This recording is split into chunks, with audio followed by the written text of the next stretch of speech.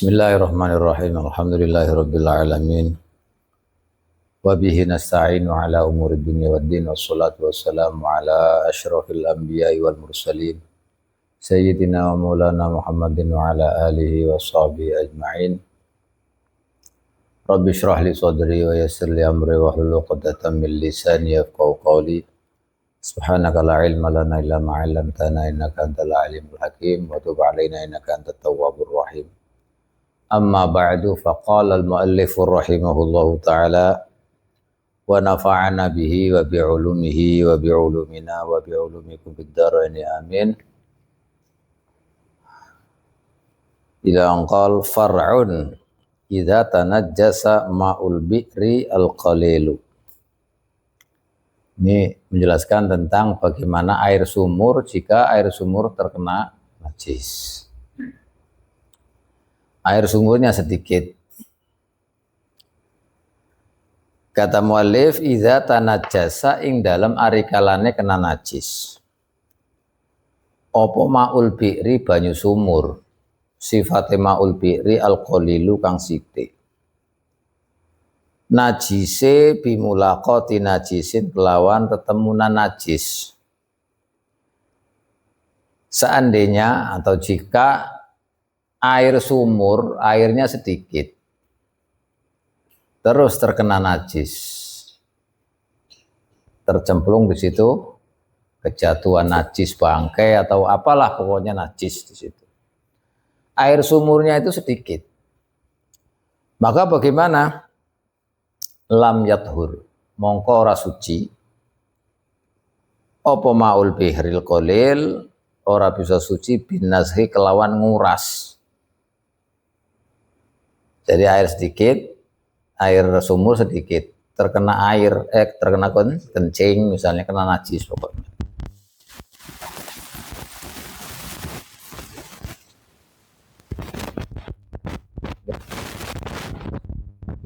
Sedot pakai apa?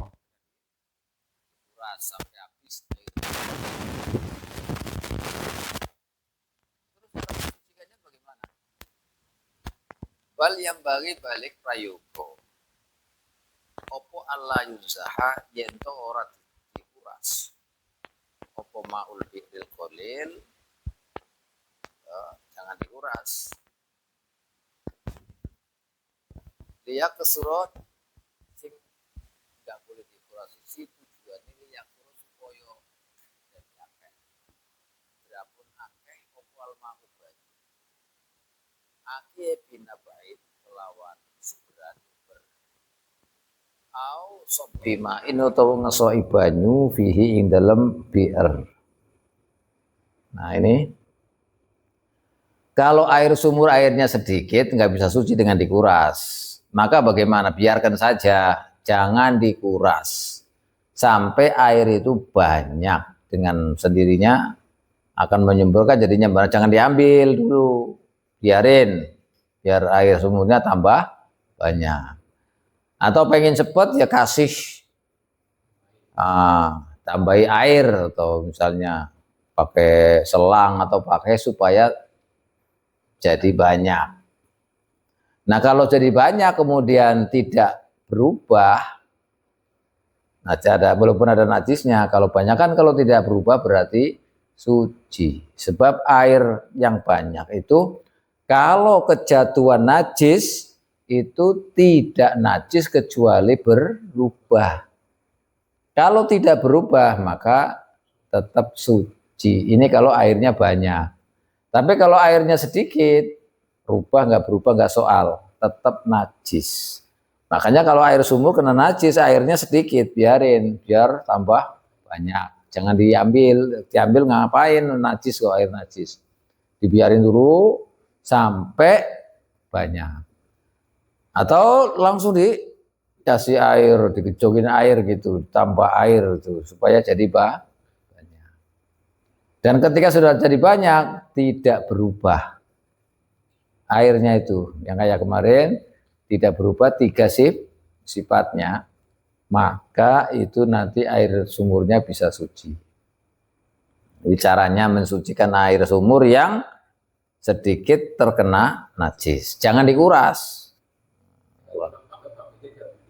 Ya, bangkainya diambil dulu, habis itu kan tetap najis kan, karena najis, bangkainya diambil, biarin sampai banyak. Kalau sudah banyak kemudian tidak berubah, ya sudah, berarti jadi. Ini cara, makanya caranya seperti ini supaya tahu. Nguras ya butuh biaya, butuh tenaga, ya kan. Bersih enggak. Jadi dibiarkan aja supaya banyak. Karena ketika banyak nggak berubah sudah. Jadi kalau sudah ada, misalkan bangkai ayam misalnya sampai di situ kan basin itu dan sebagainya ini. Akhirnya diambil bangkainya, kemudian biarin aja sampai sumberan itu keluar sampai banyak dan airnya tidak berubah maka jadi suci. Nah ini. Awil kasiru utawa kena najis banyu sumur kang akeh. Kalau tadi kan airnya sedikit. Sekarang kalau misalnya air sumurnya airnya banyak. Ya. Bitakhayyurin bihi. Ya. Berubahnya kelawan apa? Kelawan berubah. Kena najisnya bitakhayyurin kelawan sebab berubah. Air banyak kemudian najis karena sebab berubah. Jadi air sumurnya banyak, tapi kena najis bangkai. Airnya jadi berubah, baunya atau apanya lah. Maka bagaimana kalau begitu? Lam yadhur, mongko ora bisa suci. Opo ma'akasir, ma'ul bi'ri al-kasir, illa bizawalihi kejopo kelawan ilangi taghayyur, ilangi berubah. Nah, kalau air sumurnya banyak, terkena najis dan berubah, maka kan najis. Maka nggak bakal suci. Kecuali perubahan itu hilang. Dengan cara apapun, yang penting hilang. Perubahan airnya itu. Jadi airnya tidak berubah lagi. Misalnya balik ke seperti semula. Maka suci. Tapi selama ada najisnya, selama berubah air sumurnya, walaupun banyak tetap najis. Caranya bagaimana ya supaya tidak berubah? Gimana caranya? Apakah ditambahin air lagi banyak sekali sampai penuh, istilahnya sampai tidak ada, atau nanti bangkainya dia diambil, misalnya kalau memang yang terjebur di sumur itu bangkai diambil, setelah itu berapa dilihat dulu, dibiarin dulu, nah, kemudian berubah tidak bau lagi, berarti sudah jadi suci. Jelasin ya. Fa im baqiyat mongko kok lamun. Dadi saiki lamun kok isi esih fihi ing dalem al-kasir apa najasatu najis. Contohnya kasyari fa'rotin. Kaya rambutnya tikus. Walam yataghayyar lan ora berubah apa mak. Alam taghayyar ora berubah apa mak. Fatahurun mongko iku suci. Mongko suci.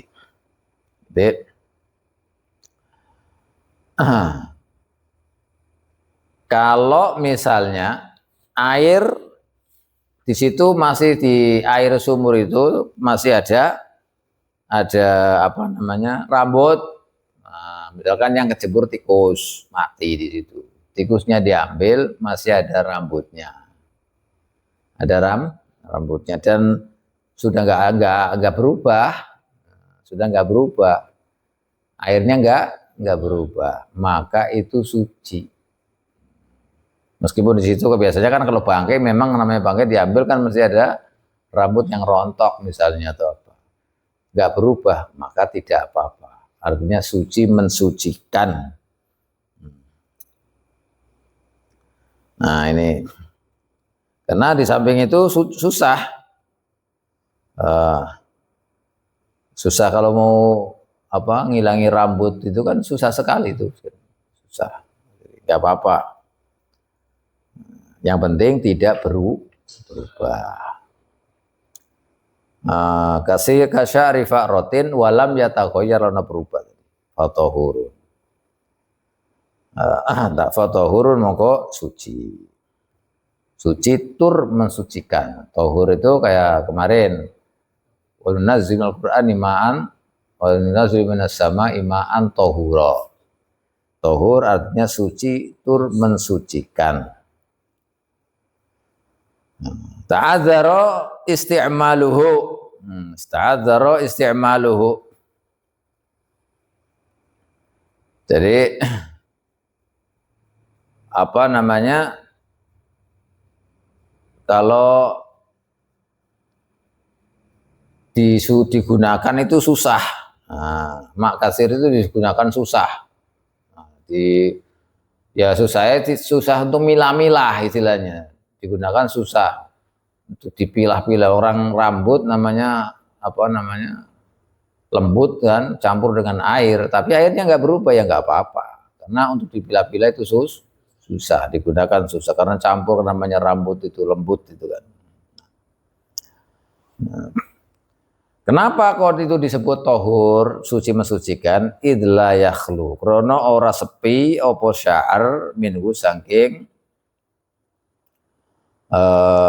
istilah yakhlu krono ora sepi minhu saking sya'ar opo dalwun timbo. Apa dalwun timbo.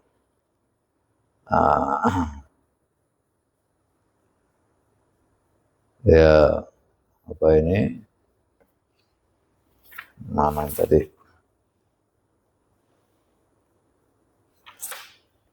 ya fatahurun ta'adzara isti'malu idh la yakhlu minhu dalwun fal yunzah mongko becik dikuras. Apa ma'al kasir kulu ya sukabiane al kasir, sukabiane ma'al kasir. Tapi kalau misalnya di situ banyak sekali, ya namanya najis walaupun tidak berubah kudu dikuras. Nah, kudu dikuras. Supayanya apa? Supaya rambutnya itu bisa hilang. Jadi kalau rambutnya cuma sedikit ya nggak apa-apa. Tapi kalau rambutnya banyak sekali meskipun tidak berubah airnya dan susah dibersihkan, ya sudah dikuras supaya rambutnya keluar, hilang. Hanya kalau disedot atau dikuras kan rambut ikut. Nah, itu. La fa ini kita rofa mongko lamun nyawuk sapa wong. Nyawuk qobla nazhain dalam sadurunge nguras. Tadi kan harus dikuras. Lah ini sebelum dikuras ternyata dia nyawuk. Walam yatayakun, setelah nyawuk ora yakin sapa wong fima ing dalam perkara ing tarofa kang nyawuk sapa wong ing ma, ora yakin sya'ron ing rambut, mongko piye lam yadurra mongko ora bahaya apa magtarofahu sing diciduk. Wa in dzannahu senajan nyono sapa wong ing wujudu sya'ar, amalan krono nglakoni ngamalaken bitaqdimil asli kelawan dinginaken al asal ala dzahiri ngatasi adzahir. Ini masuk kaidah fikih nantinya. Jadi kalau misalnya ada orang ini tadi kan rambutnya nggak bisa dipisahkan, susah untuk digunakan, rambutnya sudah maut-maut, harus dikuras kan. Dan ternyata sebelum dikuras dia ngambil atau pakai timba atau apa pokoknya lah, dan tidak yakin bahwa yang diambil dengan telapak tangannya itu bahwa itu ada rambutnya, nggak yakin. Atau apa namanya, wa in dzannahu, tidak yakin. Kalau tidak yakin maka yang dicaduk, yang diambil itu nggak apa-apa, suci. Nggak yakin kalau ada rambutnya, nggak apa-apa, suci. Pokoknya diambil pakai tangan atau apa, nggak yakin kalau ada rambutnya, wah ini pasti bersih, nggak yakin pokoknya. Maka air yang diambil dengan cabukan itu suci, nggak apa-apa. Tapi wa in dzannahu amalan, walaupun dia itu mengira, yakin nggak, tapi kira-kira ada rambutnya gitu loh, cuma nggak yakin ada rambutnya enggak ya. Tapi dzan, saya jelaskan, dzan itu ada apa? Istilah fikih, karena dalam fikih itu ada yang namanya wahm, ada yang namanya dzan, ada yang namanya ghalabatuz dzan, dan ada yang namanya yakin. Kalau waham itu kita mengira sesuatu, nisbatnya itu sedikit sekali. Kira-kira ini ada, tak kira itu ada, tapi perkiraan adanya itu di bawah 50. Namanya waham. Paham?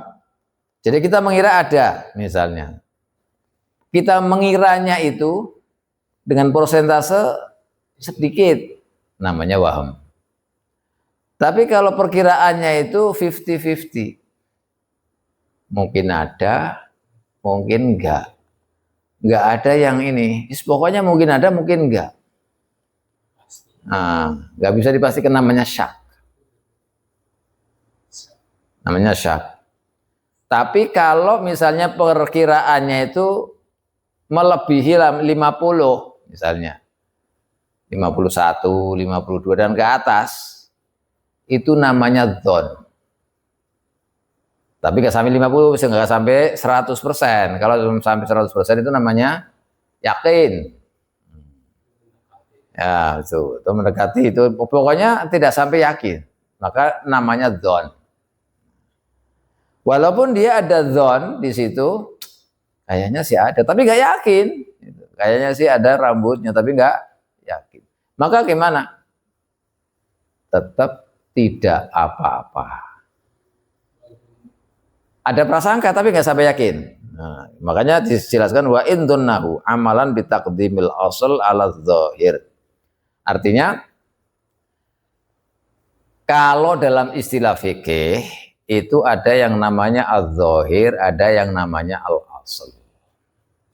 Al-asl itu artinya begini, jadi semua dikembalikan asal. Air itu aslinya sebelum kita ada masalah tentang rambut, aslinya air itu apa? Suci. Aslinya suci. Tapi ketika ada sesuatu yang terjadi di situ, maka ada timbul sesuatu. Zohirnya atau kelihatannya kalau memang di situ itu ada rambut dan susah digunakan kan tadi, kalau misalkan dicabuk ya mestinya ada, namanya zohir. Karena ini rambutnya kan menyeluruh tadi. Jadi kalau misalkan diambil ya secara ini mestinya ada rambutnya kelihatan.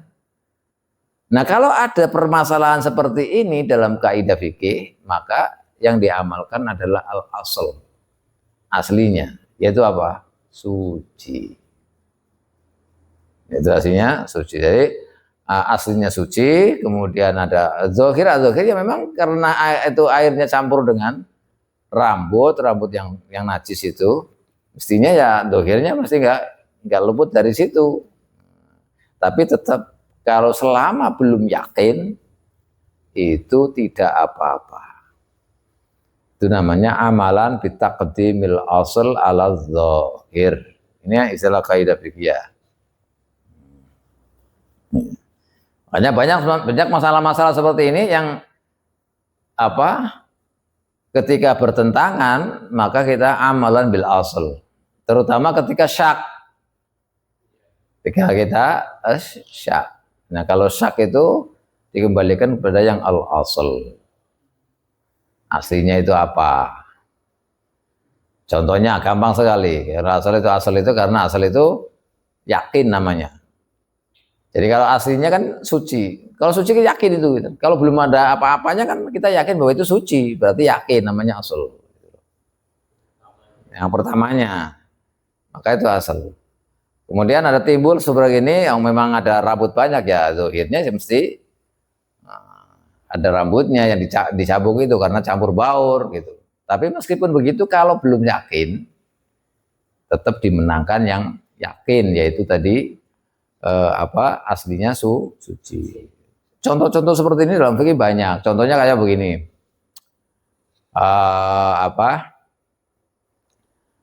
Kalau misalnya kita ragu sholat kita ini 4 rakaat apa 3 rakaat.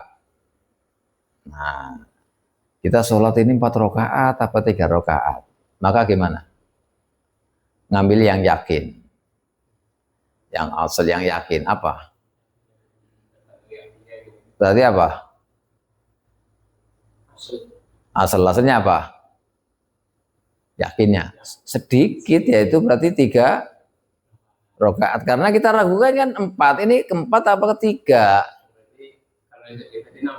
Iya, berarti harus nambahin lagi. Soalnya kalau begitu berarti yang 3 jelas pasti. Itu yang jelas, berarti 3 jelas. Ragunya yang keempat ini, gitu loh. Ragunya yang keempat. Makanya apa? Berarti kita anggap gimana sholat kita? Kurang 1. Paham? Jadi kita ngambil yang yakin. Itu yakin 3 jelas, karena kita ragunya 4, berarti kita telah melakukan rakaat yang ketiga. Kalau yakinnya yang banyak nggak mungkin ragu kok gimana? Ya makanya sudah selesai, makanya ini contohnya banyak yang seperti itu. Contohnya makanya kita ngamalkan yang aslinya itu bagaimana. Itu contohnya. Dan banyak sekali contoh-contoh dalam kaidah fikih yang seperti ini. Tapi secara spesifik ya itu mudah saja. Jadi kita nggak perlu ragu. Oh ini gimana? Udah setan itu. Nah, bagaimana aja caranya supaya kita ragu? Makanya Rasulullah ketika menjelaskan tentang masalah ini, maka adrik rakaah, ambil fakhud al-qalil al-aqal, summa adrik bisujudi sahwi irghaman lisyayatin. Karena kalau orang sholat di dalam sholat itu ragu, itu berarti digoda setan.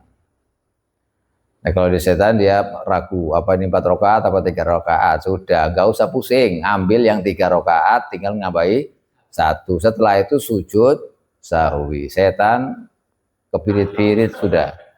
Nah ini caranya, setan sudah terpirit. Ini faedahnya orang yang punya ilmu fikih, ahli fikih itu gini, jadi setan itu nggak bisa masuk, pintunya di ini, oh ini setan, nah udah di cut gitu kan, langsung dilawan. Oh ini setan, sudah ambil yang sedikit, nanti nambahin sini, setelah itu sujud sahwi, selesai, sudah setan terpirit-pirit, itu sudah rugi, nggak berhasil dalam menggoda. Itu makanya pentingnya di sini. Nah ini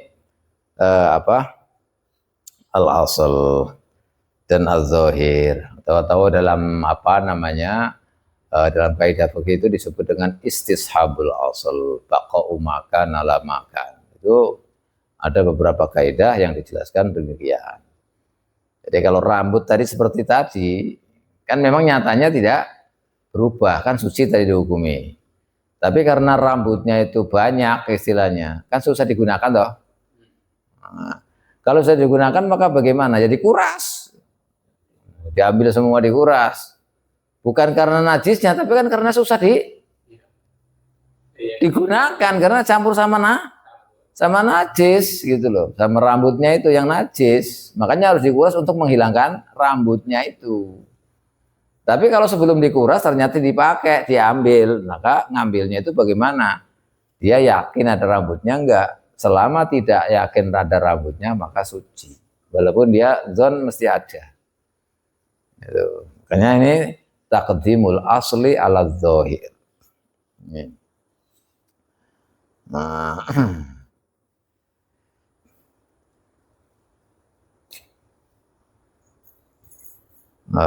Ayo terus.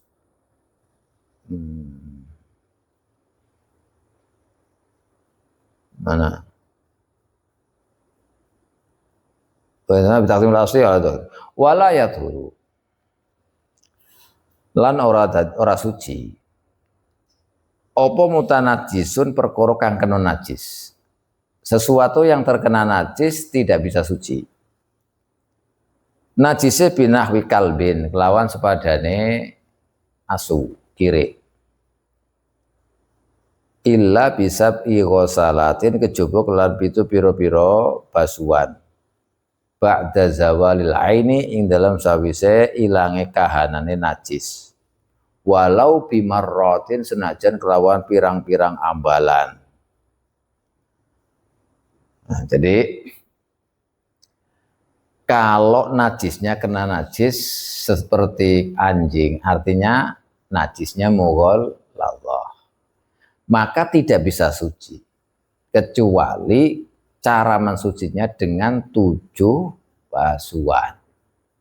Setelah hilangnya najis itu, rupanya najis semuanya hilang.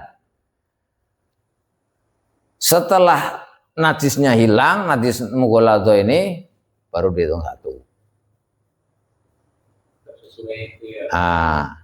Baru dihitung 1, kemudian baru diulang lagi 2 sampai 3. Yang satu-satunya nanti ada dicampur dengan debu. Nah, ini najis mughalladhah. Jadi kalau sudah hilang najis ainnya najisnya, karena najis itu rupanya najis, bentuknya najis, itu baru dihitung 1. Perlu tambahi 1, 2, 3, 4 sampai 7. Jadi famuziluha mongko utawi basuhan kan ngilangi ain iku marrotun wahidatun, dihitung ambalan wahidatun kang siji. Jadi kalau sudah ainnya hilang berarti tadi yang saya sebutkan yaitu apa? Dihitung 1, tinggal nambahin 6 lagi. Ihdahunna utawi salah sijine sab'ah iku biturabin kelawan lebu bitayamumin kelawan lebu tayamum. Debu tayamum, debu yang dipakai untuk tayamum. Mamzujin kang dicampur bil ma'i kelawan banyu. Bi an yukadira balik gambare yen to mbutekaken apa turab al ma'a ing banyu.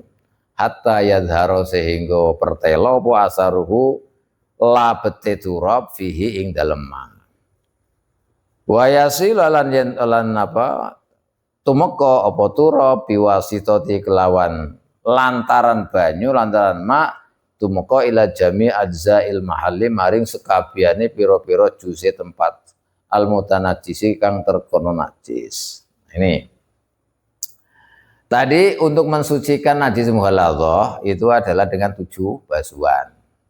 7 basuhan itu dihitung setelah hilangnya najis, apa bentuknya najis sudah hilang semuanya. Itu baru itu 1, tambah lagi sama itu. Nah, yang 7, yang 6 itu apa sampai 6 sampai nambah 6 lagi itu diantaranya dari apakah dari yang pertama, kedua, ketiga sampai 7 dicampur dengan debu yang dibuat tayamum. Artinya debunya suci, kan? Debunya suci, dicampur sama debu itu. Nah, kalau dicampur, sekira nanti airnya jadi keruh, dibutek. Airnya jadi keruh sebab tercampur dengan debu. Sampai nanti ada, oh ini berarti telah dicampur oleh debu pokoknya. Dan debu ketika dicampur dengan air, kemudian dibasuhkan kepada itu najis yang kena najis mughalladhah, itu sampai debu ke ini. Kalau debunya nggak campur itu kan debunya nggak bisa sampai ke tempat najisnya itu. Tapi kalau dicampur jadi keruh itu kan nanti disiramkan atau dibasuhkan kepada najis itu nanti otomatis debunya mengenai najis itu. Ini maksudnya itu. Jadi semua najisnya itu bisa kena debu yang dicampur dengan air. Bahkan oleh para ulama misalnya air banjir misalnya, kan itu butak istilahnya, ada debunya, maka nggak apa-apa. Nggak apa-apa. Tapi salah satu doang. Jadi kalau sudah seperti itu ya sudah berarti suci. Ini namanya cara menghilangkan najis mughalladhah. Makanya berat, makanya mughalladhah artinya yang diberatkan. banyak ya. Tetap harus caranya seperti itu. Makanya ada najis mukhaffafah, ada najis mutawassithah, ada najis mughalladhah. Tiga-tiganya sudah kita lalui cara menghilangkannya. Ini kalau airnya diam. Kalau airnya misalnya kok airnya diam apa? Mengalir atau dikucur atau bagaimana lah istilahnya. Itu cara menghilangkannya seperti tadi. Kan ada nanti airnya misalkan airnya air yang tenang. Nah, air yang tenang. Kalau tadi kan dikucurkan atau airnya mengalir lah istilahnya. Airnya datang kayak kemarin itu. Maka itu tadi hitungan 7 ketika setelah gampang itu. Jadi kita mau pokoknya 7 kali ambil lagi air 7 kali yang salah satunya dicampur dengan debu. Nah terus misalnya kalau seandainya airnya itu air tenang, itu depan rumah itu kan misalnya ada kali misalnya bukan kali kubangan air yang airnya jernih bersih itu kan biasanya kalau di padang pasir itu atau di mana lah daerah mana misalnya itu airnya seperti itu. Maka untuk menghitung 7 kali gimana? Bisa dicemplungkan langsung. Karena air banyak, bukan air sedikit. Kalau air banyak tinggal dicemplungkan saja. Terus hilang enggak? Kalau enggak hilang pokoknya sampai hilang. Kalau sudah hilang berarti itu 1. Untuk 1 sampai 7 gimana? Digerak-gerakin. Nah, itu nanti insya Allah nanti kita bahas untuk selanjutnya insya Allah bagaimana kalau kita mensucikan najis mughalladhah di air yang diam, tenang, kita cemplungkan di situ misalnya. Maka cara untuk menghitung berapa 7 kalinya itu nanti insya Allah akan dijelaskan berikutnya oleh musannif ini. Ya, cukupkan sekian, mudah-mudahan bermanfaat, mudah-mudahan barokah, difutuh oleh Allah Subhanahu wa taala. Amin ya rabbal alamin. Wallahu a'lam bishawab.